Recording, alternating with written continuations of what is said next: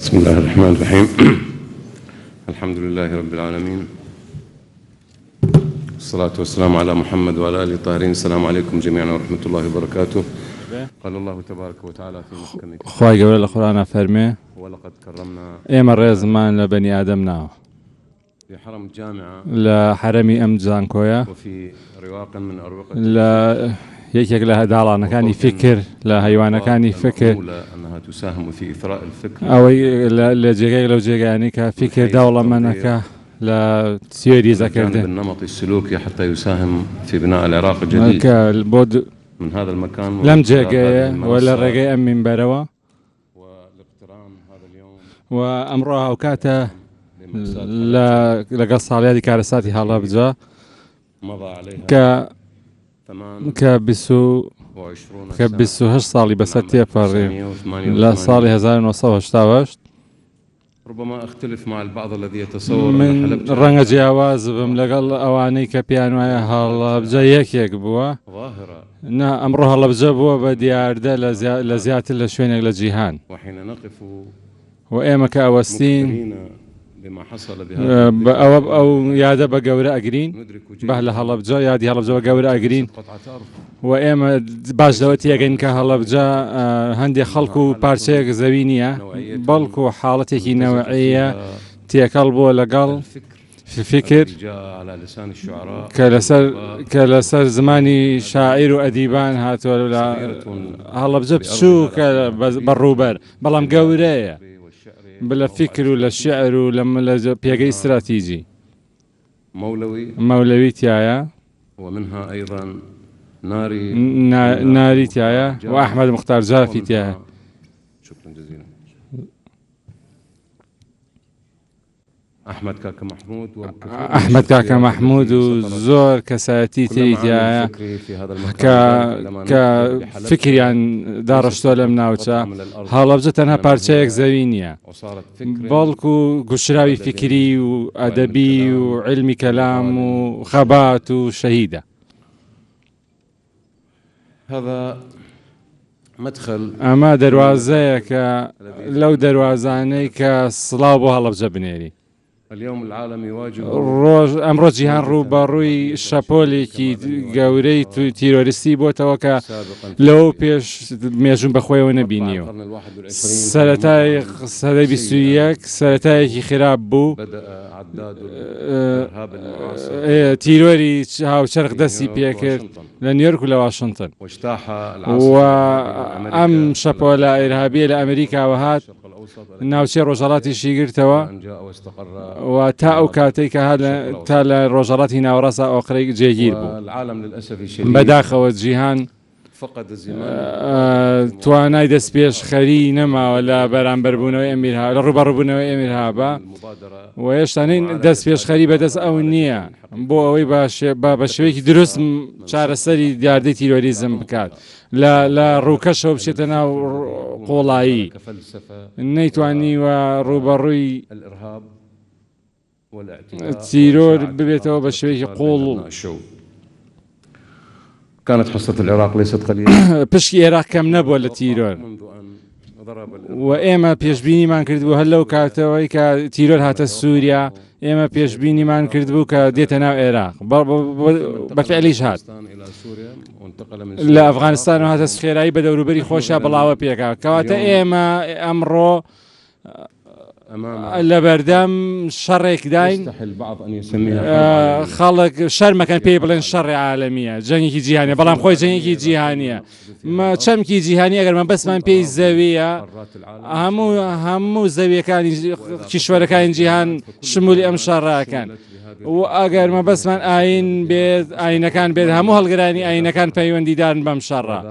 و ئەگەر مەبەست پێ شەریحە کۆمەڵایەتیەکان بێت کەس لەمە ڕزگاری نەبووە گەورە بەتەمەن بچووک حتا مناڵ هەتا ئەوەی کە ڕوتەمەنی یەک ڕۆژە و مناڵترین کەس مردووە بە تیرۆر لا كتمن يقروش بوا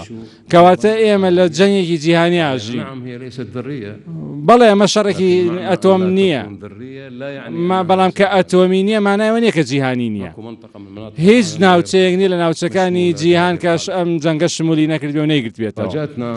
ئێمە تووشی مفاجعە بووین ئەم تووشی مفاجعە بووین لەم هەموو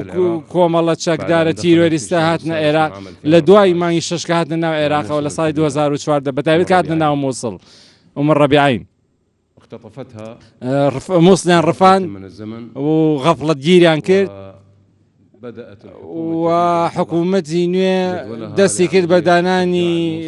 پلان و خشتە بۆ گرتنەوەی مووسڵ و کۆنتترۆلکردنەوەی و گێڕانەوەی بۆ با ئامێزی عێراق وەڵام پەرچەکردارەکە زیاتر ئەمنی بوو خارطة ومسببات أدت إلى هذا الفراغ وهوڵەدا کە ئەو فراغا پڕ بکاتەوە کە ئەم داعش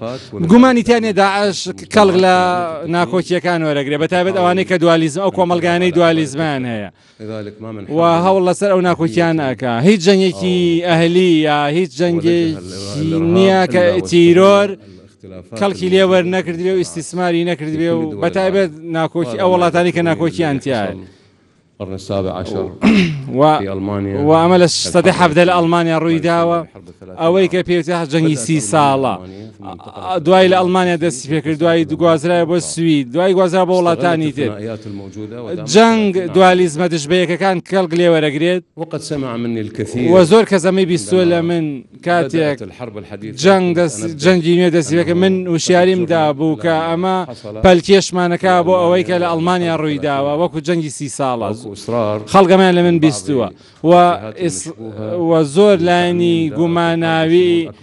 ئیش ئەکەن بۆەوەی کەش جەنگ زیاتر لە جێگایەک بگرێتەوە بۆ بەتەنها لە ڕۆژهەڵاتی ناوەڕاست کە هەموو سامانێکی تایە سێبەشی یەدەگی نەوتی جیهانی تایە 50 وڵاتە ناو پێگەیەکی استراتیژی هەیە و سێ کیشوەر بەیەکە گەێنێکە ئاسیا و ئەفریقا و ئەوروپایە و سپێدەی شارستانیت لەم ناوچەیە گزنگی داوە بەر لە 6,000 ساڵ و شارستانیت لە جنوبی عێراق دەستی پێکردە لە بەسڕەوە دوای بڵاوبووەوە بە ناوچەکانتر و بۆچی ئەم منتیقەی هەڵبژێر ئەم ناوچەیە کە هەموو خێرێکی تایە و گرفتی ناکۆکی هەیە گرفتی ناکۆکی نێنەوان پێکاتەکانی تایە ئێمە قەیران ئێمە نیگەران نین لەوەی کە عێراق فرە تایفێ ئێمە نیگەرانین و ئێمە نامانە عێراق بێ تایفە بێ فرەی بێ عێراق بێ فرەی نەبێ ئێمە عێراقێکمانەوەیە کە دەماگیریتیان نەبێ عێراقمانەوەکو چەپکە گوڵ وابێ ڕەنگاو ڕەنگ بێ جۆرا و جۆر بێ لە تایفەکان وابێ جۆرا و جۆر بێ لە نەتەوەکان هەموو ئەو وڵاتانەی کە شارستانێتێکی گەشتیان هەیە پارێزگایی لە پێکاتە جیاوازەکانی خۆیان ئەمە زەرری نییە بۆ ئێمە بغفلة من الزمن وغفلة أن تمسك القبضة على قرابة 3 وعراق داعش غفلة جيري كردو دستي بس يجلس السيد ولات عراق حكومة تازة دروز بوبو لسنتها بو وقد واجهت هذا وأما حكومة أمي بميراد بو ما يوا الموروث الآخر أمي بميراد بو ما يوا قندلي بميراد بو ما لا حكومة كاني بيشو للزمان صدام حسين وكلا بو بسريك ودواي هندي جوي تري قندلي تشوب وسر لقل أوا حكومة عزمي قرد و سپێداگر بوو لەسەوەی کە ڕوبەڕووی تەحەدیەکان بێتەوە و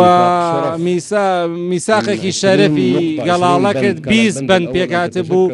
بەندی یەکەمیەوە بوو کە حکوومەتێک دروست بکە کە نوێنەرایەتی هەموو پێکاتەکانی گەلی عێراق بکە ئێوە توان شانازی بۆ بکەن عێراق پەرلەمانێکمانەیە کە نوێنەرایەتی هەموو پێکاتەکانی گەلی عێراق و هەموو توێژەکانەکە و هەروە حکوومەتەکەشی ئێمە فەخری ئەوەمانەیە و شەرەفی ئەوەمانەیە کە حکوومەتەکانی ئێمە لە 2023 تا ئێستا بە شێوەیەکی ئاشتی و دیموکراتی دەستا و دەستەکەن و ئێمە شەرەفی ئەوەمانەیە کە ئەزمونێکی فیدراڵیمانەیە ئەگەر ئەڵێ مشکیلەمانەیە بەڵێ گرفتمانەیە کام دەوڵەتە هەیە مشکیلەی نەبێت چ دەوڵەتێکە مشکلەیتیان نەبێ لا ننتظر عالم بلا مشاكل ونابێت چاوەڕێی جیهانێکی بێ مشکیلە بکەین بەڵام ئێمە تا ئێستا ئێمە لە ژێر خوبەی پەرلەمانە زۆر هەمووی دانیشن بە شوناسی جیاواز ئاینی جیاواز مەذهبی جیاواز ژن ئەچێتە ناو پەرلەمان لەم ماوەکەمەی دوای 2023 و 82 ئەندام پەرلەمانی ژنمان هەیە لە ناو پەرلەمانەیەدا ئەمە دەستکەوتە بۆ دەوڵەتێکی ڕۆژهەڵاتی ناوەڕاست ئێوە باشە زان هەندێک دەوڵات کە ڕێگە نادا ژن سایقی سیارە بکەن ئۆتۆمبیل لێ بخۆڕن و جیهانی تووشی مفاجئە کرد کە باسی ئێوەکە کە ڕێز لە ژن نەگرێت و ئێمە شەرەفی ئەوەمانەیە لە حکوومەتی دووەمە 6 ژن لە حکوومەتا بەشدا بن کە ئەمە لە وڵاتە ڕۆژ ئاوایەکان کەم بن بەڵام لا ئێمە هەر نییە لە مناوچەکان ئێمە هەر نییە عێراق پێشەکە بەڵێ عێراق نەگەشتۆتە لووتکەی خەون و خولیاکانی بەڵام لە پنتیشانە عێراق فەخرەکە بە ئەو و ئێمە ڕوبەڕووی تەحەدیەکانە بینەوە و ئەزانین کە بە ئامان چکراوین ئەوەی لە کوردستان ڕوئەدات بەڕێی لە ژێرپێی ئێمە لەرزاندووە ئێمە فەخرمان بە سەرکەوتنەکانی کوردستانەوە کە نمونەیەکە هەرێم نمونەیەک بووە پەرەپێدان نیشتە جێبوون بەڵام ئێمە تووشی مفاجئە بووین لەو ئاڵۆزیانەی کە ڕوویداوە ئەمە پێمان ناخۆش بوو ئەوەی کە بینیمە و ئێمە هاوکاریەکەین بۆی زاڵ بین بەسەر ئەم تەحەدیانە بۆی خەندە بگەڕێتەوە بۆ هەموو سەر لێ هەموو لێوەکان و مناڵەکان و پیرەکانی کوردستان وەکو بەشێک لە عێراقی خۆشەویست و ئێمە خەونی ئەوەمانەیە هیوای ئەوەمانەیە بگەینە ئەو ڕۆژەی کە کوردستان بگاتە بەدەستێنانی دەستکەوت هیچ ئەسڵەن کولتوری ڕۆشنبیری بەریەکەوتن لە بینی مەرکەز و بەغانی و هەر شەڕێکە لەسەر کولتور بنیاد نەبێ بەردەوام نابێت خراپترین جۆری شەڕەوەی لەسەر بنەمای کولتور بنیاد نرابێ هیچ کولتورێکی شەڕی کورد و عەرەب نییە و کەس ئەمە جەنگی کورد و عەرەب سەرکەوتوویتیانی هەردوو لایەن زەرەرەکەن با مێژوو بە باشی بخوێنینەوە ئاسانە شەڕ دەست پێ بکەی بەڵام ئاسان نییە زاڵبی بەسەر جەهەکان هێزی هەرێم هێزی عێراق لە یەکێتی و هاوبەندیدا هەموو سەرکەوتنێک بۆ هەرێمی کوردستان سەرکەوتنە بۆ عێراق و هەموو سەرکەوتنێک بۆ عێراق سەرکەوتنە بۆ هەرێم بە تایبەت هەرێمی کوردستان بە تایبەت کە ئێوە ئەزانن ئێمە لێرە بووین ئێمە هاتین بۆ کوردستان لە سەردەمی ئۆپۆزیسیۆنەوە و لە ڕێگەی دەواازەی کوردستانەوە چوونە عێراق مانای نییە درێکتر دوور بکەینەوە دابڕان لە نێوەمان هەبێ ناکۆکیە بڵێ ناکۆکی هەیە بەڵام ناکۆکی و ئێمە پێویستە لەم مینبەرە بە زمانی نزیک بوونەوە قسە بکەین با لێرە وا قسە بکەین لەسەر ئەو شتانی کە کۆمان نەکاتەوە نەک ئەوەی کە دوورمان نەخاتەوە لە یەکتر ئێمە ئینکاری لە بوونی خلافات ناکەین ئێمە بە ڕۆژکێنی قساکەین بە سەراحەت بەڵێ ناکۆکی هەیە بەڵام ئیرادە هەیە بۆ چارەسەرکردنی سەدام ئێمەی بە ئامان کرد وەکو یەک کردینی بە ئامان عەرەبی کوشت پێشەوەی کورد بکوشێت و سوننەی کوشت پێشەوەی کە شیعە بکوشێت لەبەر ئەوە لەبەر لە ئۆپۆزیسیۆن بە یەک ئیرادە جوڵای ڕووخاندنی سەدام ڕژێم و دۆزینەوەی بەدی دیموکراتی و ئێمە ڕازی نەبن کەس خۆی بە ئۆپۆزیسیۆن بزانێت کە بڕای بەم دوو پرەنسیپە هەبێت یەکەم ئەبێت لێدوان بدات کە قبوڵم نییە ئیلا بێ سەدام بگۆڕێ ڕژێمی سەدام و بەدیلەکەشی سندوقی دەنگدان بێت و ئەمە ئەزمون بوو ئەمە ئەزمونە بەم جۆرە دەستی بێت و ئەزمون وا ئەبێ کاتێک کە دەنگمان یەک بخەین و ڕیزەکانمان یەک بخەین و ئەبینی زۆربەی لەمپەرەکان نامێنن لە بەردەممان عێراقی ئەمڕۆ هەنگاوێکی تازە ئەنێ هەموو جیهان چاوی ڕێ سەیری عێراقەکان ئەم دڵە خورتێ لێرە ئەیبینم گەورە کراوە کۆمکاری عەرەبی من لە هەموو جێگایانە بوو گرفتی ئیرهاب لە هەموو جیهان بڵاو هەموو جیهان گیرۆدە ئیرهاب بووە تیرۆر بووە و هەموو خەڵک تووشی قەیرانی ئابووری بووە و خەڵک ئاسایشی نەما ئەمە شتێکی جیهانیە بەستە نا لە عێراق نییە ئەمە تەنها لە عێراق هذه قضية ئەمە پرسێکە متسعة. بەرپرافاوانە بە قەدەر وڵاتەکان عێراق ئەتوانێت ئەمڕۆ بە سوود وەرگرتن لە ئەزمموی خۆی بەرەنگاری تیرۆر ببێتەوە ئەو سەرکەوتنانەی کە بەدەستی هێناوە و چاوی لە سای هێزی سەربازی حەشدی شعبی پێشمەرگە و گەنجانی عشایرەکان و هاوپەیمانەتی نێودەوڵەتی کە یارمەتی عێراقەدات و ئێمە بەر لە ساڵێک یا زیاتر لە ساڵێک یەک لەسەر سێ عێراق بە داعش بەسەر دەواازەکانی بەغا بوو حەزێک بچێ بەرهەو کەربەلا و پەلی کێشا بوو بە باخوبە بۆ سامەڕا و بەرەو بەغا بەڵام ئەمڕۆ ڕۆڵەکانی ئێوە ڕۆڵی هێزە شەکدارەکان سەربایی بە جیاوازینەکانیانەوە و داعشاتن بەرەو هەولێر الحەمدولیلا ئەمڕۆ ئێمە بەرەو پێشومان بەدەستێناوە ئێمە ئەگە تعبیر لە شەکەن تعبیر لە یەکێتی ڕیزەکان نەکەین و ئەولەویەت و هیچ چ وڵاتێک هەیە فرەجۆر نەبێت چ وڵاتێک هەیە گرفتی نەبێت بەڵام ئەمە ئەبێتە هۆی ئەوەی کە ئەبێ دیالۆگ بکەین و بێ گرفتەکان چاسەکەین و ئەمە بەڵام نابێتە مبەڕێر بەوەی کە تەسلیمی ناکۆچیەکان ببین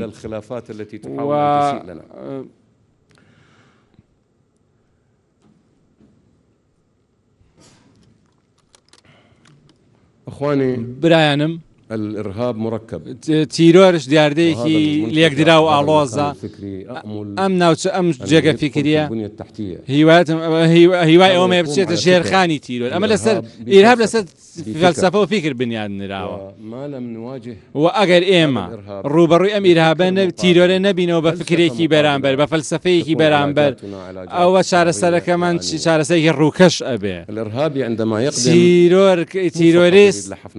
ناوێ بۆ پارە خۆی بکوشێت بە هەڵە بڕوای وایە فاکە فەلسەفەی پێیە و ئەوێ زۆرترین خەڵک بکوژێ و قوبوڵێتی کە بکوژرێت و بڕوای وایە کە شەهید ئەمە فەلسەفەیە فەلسەفەیەکی هەیە لەبەر ئەوە هەڵگرانی فکر بەشخەڵ هەڵگرانی فکر زانست خوازان پێویستە بنیادێکی فکری بەرامبەر بۆ ئەم فکرەدا بنێ